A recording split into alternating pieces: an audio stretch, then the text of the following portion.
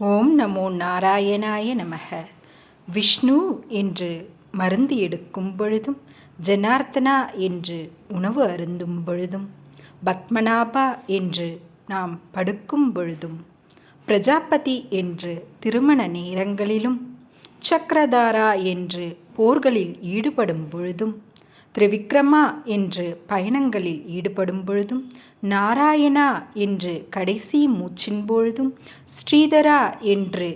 பிடித்தவர்களை சந்திக்கும் பொழுதும், கோவிந்தா என்று கனவுகளை நினைவாக்கவும், மதுசூதனா என்று துன்பத்தில் இருக்கும் பொழுதும், நரசிம்மா என்று காடுகளில் தொலைந்த பொழுதும்,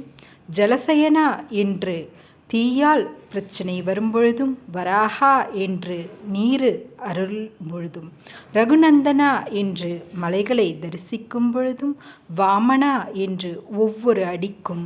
மாதவா என்று ஒவ்வொரு விதமான செயல்களுக்கும் 16 நாமங்களையும் நாம் சொல்லும் பொழுது,